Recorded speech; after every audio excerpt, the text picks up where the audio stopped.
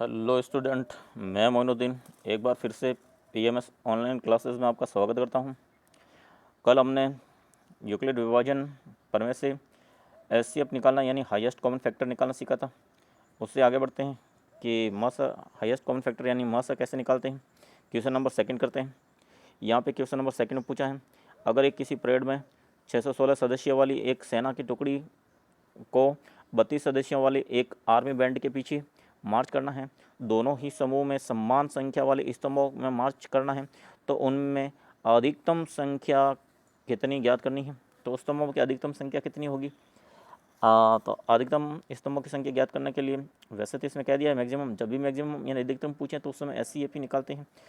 तो एचसीएफ कैसे निकालेंगे, यहाँ 616 और 32 का मसा निकालना है यानी एचसीएफ निकालना है। तो 32 का हम भाग देंगे 616 में, एक बार जाएगा 32, पीछे रह जाएगा आपके या 11 में से 2 गए तो 9, और यहाँ पे 2 हो जाएगा, ये 6। अब ये लगभग मेरे ख्याल से 9 बार जाएगा, 18 8 असल 1 27 28 यानी 281। इस कंडीशन में आपके पीछे बच जाएगा 8। अब देखिए 32 को ये 616 को लिखेंगे कैसे। फर्स्ट चरण में 616 को 32 × 19, ये 32 × 19 और प्लस सेसफल 8 लिखा। अब क्या करेंगे, अब हम ये जो जिसका भाग दिया था 32, उसमें सेसफल 8 का भाग देंगे।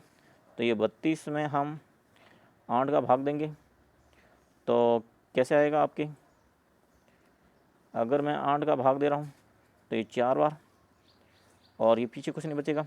तो सेकेंड स्टेप में हम लिखेंगे 32 और इसको 8 से 4 से गुणा करेंगे तो 8 × 4 और ये सेसफल 0 बच गया। अब जब भी इस प्रकार से मेथड में 0 बच जाता है, उस कंडीशन में हमने जिसका भाग दिया वही मस है, इसलिए यह 8 इसका मस होगा। अतः उनकी स्तंभों की संख्या कितनी रहेगी, मैक्सिमम स्तंभों की संख्या 8 रहेगी, ताकि वो बराबर परेड कर सकें।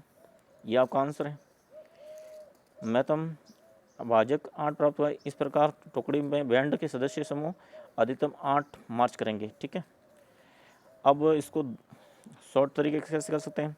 ये आपने 32 का भाग दिया 616 में, और जो 19 बार गया था और 608 आएगा, फिर आपके यहाँ सेसफल 8 बच गया। अब हम यहाँ क्या करेंगे, इसको 32 को यहाँ नोट करेंगे और ये 8 का भाग दिया तो 4 और 32, पीछे कुछ नहीं बचा सेसफल। तो जब यहाँ सेसफल 0 बचता है उस समय यही मसा होता है। तो यहाँ पे आप देख सकते हो एचसीएफ है वो 8 हो गया। तो इस प्रकार से भी आप कर सकते हो। अब हम देख रहे हैं question number second. Question number second में आपसे कहा है कि वो सबसे बड़ी संख्या जो 245 और 2053 को इस प्रकार से विभाजित करती हैं कि प्रत्येक स्थिति में सेसफल 5 रहें। तो प्रत्येक स्थिति में सेसफल 5 रखने के लिए पहले से तो आप इनमें से क्या करेंगे, इस प्रकार के सवाल में प्रत्येक स्थिति में 5 रहे तो पहले से ही इसमें से माइनस और इसमें से भी 5 माइनस कर दीजिए। 245 में से 5 माइनस करेंगे तो 240 आएगा, और 2053 में से 5 माइनस करेंगे तो 2048 आएगा। अब आप इनका और इसका मसा निकाल दीजिए, वही आपकी सबसे बड़ी संख्या है जिनका हम इसमें भाग देंगे तो आपकी क्या आएगा, प्रत्येक स्थिति में 5 रहेगा। तो 2048 में हम पहले 240 का भाग देते हैं। तो 240 का भाग हमने दिया 2048 में, ये आपके लगभग 8 बार जाएगा मेरे ख्याल से। 0 8 32 3 और 8 16 और 3 19, ये 19 24। जब 2048 में से ये घटाएंगे तो 8 में से तो 4 गए, पीछे 8 का 0 आएगा यहाँ पे, और 8 32 यानी 19 20 सेसफल बच जाएगा आपकी 8 और फिर 2 और फिर 1 100, ये सेसफल बच गया। तो इस 2048 को कैसे लिखेंगे, ये 2048 हमने यहाँ पे भाग कितनी बार गया, 8 बार। तो ये बाजी होता है वो भाजक इंटू भागफल के बराबर होता है। तो 240 × 8, 240 × 8 प्लस सेसफल 128, ये लिख दिए। अब सेकंड चरण में हम क्या करेंगे, ये जो आपका जो अभी भाजक था वो भाज्य बन जाएगा और शेषफल हो जाएगा वो उसका भाग देंगे, 128 का भाग देंगे। तो 128 का हम भाग दे रहे हैं किसमें, 240 में। तो ये एक बार जाएगा, एक बार ही जाएगा। तो अब देखेंगे 10 में से 8 गए तो 2 और 3 में से 2 गए तो 1 और 1, 112 पीछे बच गया। तो 240 को हम लिखेंगे 240 इक्वल टू 128 इंटू 1 प्लस 112।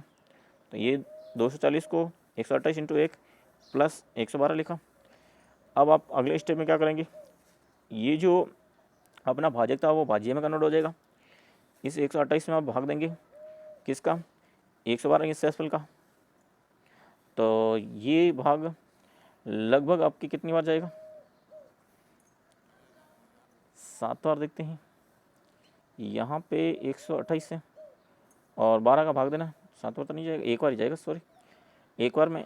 ये 112 पीछे बच गया 6 और ये 16। तो इसको भी लिखेंगे, 128 को लिखेंगे 112 इंटू 1 प्लस 16। तो ये आपने लिखा 128 को 112 इंटू 1 प्लस 16। फिर हम क्या करेंगे, जो ये आपके भाजक था वो भाज्य में कन्वर्ट हो जाएगा 112। अब इसमें हम शेषफल इस 16 का भाग देंगे। तो 16 7 112 और पीछे कुछ नहीं बचा। तो 112 को हम क्या लिखेंगे, 112 16 इंटू 7 और प्लस 0। तो इस प्रकार से शेषफल 0 बच गया। इसका मतलब ये जो 16 रहेगा वही एचसीएफ रहेगा, मस रहेगा। अतः 245 और 2053 में हम 16 का भाग देंगे तो प्रत्येक स्थिति में 5 शेषफल रहेगा। ये आपका आंसर आ गया। इसको 240 और 2048 का मस इसी प्रकार निकाल सकते हैं। 240 को 248 से तो ये भाग देंगे तो यहाँ पे 8 बार जाएगा और 19 20 यहाँ आएगा और 2048 में से 19 20 निकालेंगे तो 128 25 बचेगा। 128 का भाग देंगे इसमें 240 में तो एक बार जाएगा और पीछे बचेगा 112। 112 का भाग देंगे 128 में, ये एक बार जाएगा, पीछे बचेगा 16। 16 का भाग देंगे 112 में तो 7 बार जाएगा, पीछे 0 बचेगा। इसका मतलब ये 16 ही मस है। तो ये सेकेंड मेथड है और ये यूक्लिड विभाजन प्रमेय से किया गया मस है। तो आपको यूक्लिड विभाजन से पूछे तो ऊपर वाला ये करना है। अब हम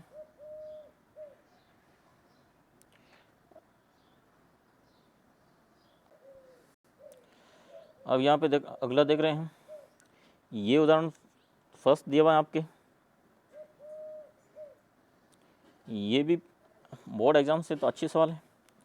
दर्शाइए कि धनात्मक पूर्णांक संख्या 3q 3q+1 3q+2 होता है के रूप में लिखा जा सकता है जहाँ q कोई भी पूर्णांक हो। तो आप देख सकते हो कि किसी संख्या को यूक्लिड विभाजन ने a और b लिया था। यहाँ पे a इक्वल टू हमें सिद्ध करना 3q और a इक्वल टू 3q+1 और a इक्वल टू 3q+2 सिद्ध करना है। तो इसका मतलब आपके b की वैल्यू दे रखी है। तो यहाँ पे आप देख रहे हो कि a कोई भी धनात्मक पूर्णांक है, a कोई भी धनात्मक पूर्णांक है तथा b की वैल्यू आपके यहाँ 5 है। तो अब हम a को लिखेंगे कैसे, यूक्लिड विभाजन से अगर मैं 3 को 20 ये आप a में डिवाइड करूँ, भाग दूँ, तो इस स्थिति में ये भाग पूरा पूरा जाएगा तो यहाँ शेषफल 0 बचेगा और हो सकता है यहाँ शेषफल 1 बचे और हो सकता है यहाँ शेषफल 2 बचे, क्योंकि शेषफल यहाँ जो आएगा वो शेषफल 0 से तो बड़ा या बराबर मगर 3 से छोटा होगा। तो इस कंडीशन में शेषफल 0 1 2 ही बचते हैं। तो इस ए संख्या जो हमने मानी गई है इस संख्या को a 3+r के रूप में लिखेंगे, जहाँ r की वैल्यू है जो 0 से तो बड़ी परंतु 3 से छोटी होगी और r की वैल्यू देखो मैंने कहा 0 1 2 हो सकता है।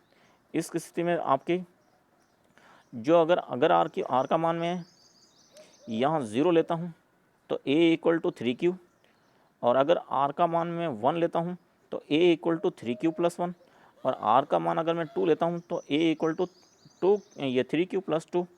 तो इस प्रकार से कोई भी धनात्मक पूर्णांक को हम 3q 3q+1 3q+2 से व्यक्त करते हैं।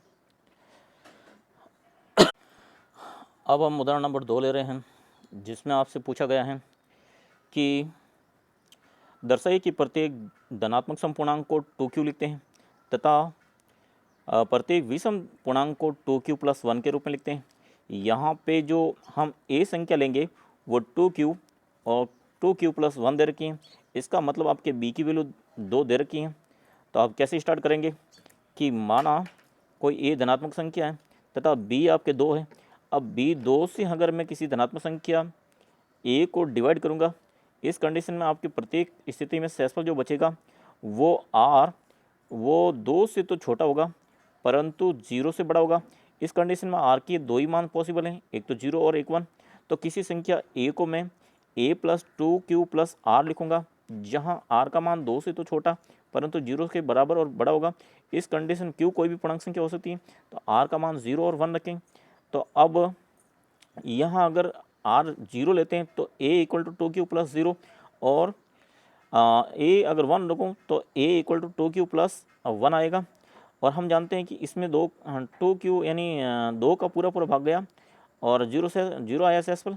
अतः इसे हम क्या लिखेंगे, सम धन पूर्णांक लिखेंगे, क्योंकि किसी भी सम संख्या में 2 का पूरा भाग जाता है और इसमें किसी भी संख्या में 2 का भाग देंगे तो प्रत्येक स्थिति में 1 शेषफल बचता है। तो हम जानते हैं कि किसी भी विषम संख्या को 2 से भाग देने पर प्रत्येक कंडीशन में शेषफल 1 बचता है। अतः इससे सिद्ध होता है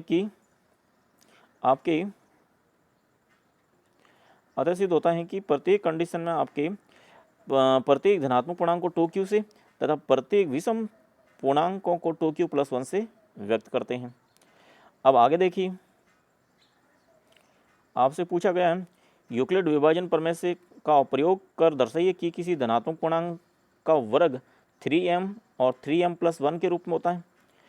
अब हम जानते हैं, हमने पहले एक उदाहरण में लिया था कि किसी भी धनात्मक पूर्णांकों को 3q + 1 3q + 2 से व्यक्त करते हैं। अतः हम मान लेंगे कि माना a कोई धनात्मक पूर्णांक है, तो हमने पहले ही जानते हैं कि किसी भी धनात्मक पूर्णांक को a 3q + 1 3q + 2 से व्यक्त करते हैं। अब पहले अगर a को 3q से व्यक्त करते हैं तो अब इसका क्या निकालना, आपको वर्ग निकालना है और सिद्ध करना है कि इसका वर्ग इस रूप में आएगा। तो अगर मैं a = 3q लूँ और दोनों का स्क्वायर करूँ तो a² और 3q का स्क्वायर लिखूँगा, तो 3q का स्क्वायर होता है वो 9q स्क्वायर होता है।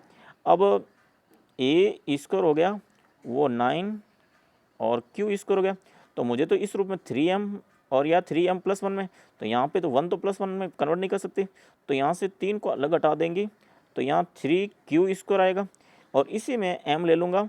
अतः a² को हम 3m से व्यक्त करते हैं।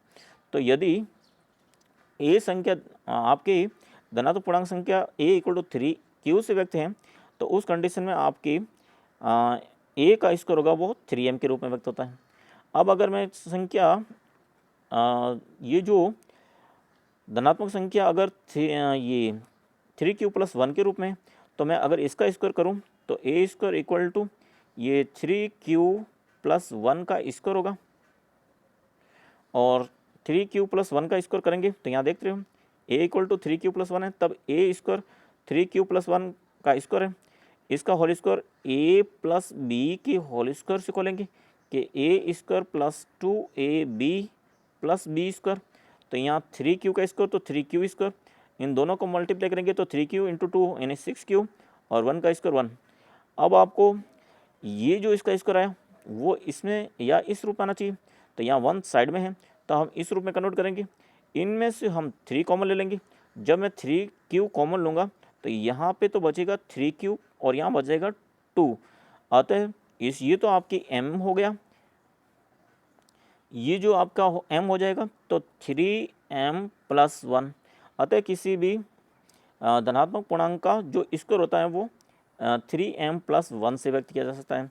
और यदि संख्या a 3q + 1 हो, a 3q + 2 हो, तो अगर मैं इसका स्क्वायर करूं तो देखिए कैसे करेंगे। यदि संख्या a 3q + 2 हो तब इसका स्क्वायर a² करेंगे तो फिर से a + b का होल स्क्वायर से खोलेंगे, ये 3q का स्क्वायर करेंगे तो 3q² और 3q × 2 6 × 2 12q और +4। अब यहाँ पे आपको जीरो नहीं आया, तो यहाँ m का है जो वैल्यू है वो इस प्रकार लिखना है, 3m+1 के रूप में लिखना है। तो इसको हम 3 1 में कैसे कन्वर्ट करेंगे कि इस 4 को तो 3+1 में लिख देंगे ताकि साइड में 1 आ जाए। तो ये 3+1 हो गया। पीछे बचा, इनमें से मैं 3 कॉमन लूँगा, तो ये 3 कॉमन ले लिया, तो यहाँ पे 3q² और यहाँ 4q+1 आ गया। अब यहाँ 1 आ गया, तो ये जो बचा हुआ है 3 को छोड़ के इसको m लेंगे, तो ये m ले लेंगे, तो ये 3m+1 हो जाएगा। जहाँ पे देखो ये m का मान ये रहेगा। तो अगर संख्या इस प्रकार है और इसका स्कोर किया तो वो 3m+1 के रूप में, और अगर संख्या 3q+1 के रूप में इसका स्कोर किया तो भी आपके 3m+1 के रूप में, और अगर a 3q के रूप में तो m = 3q के रूप में होता है।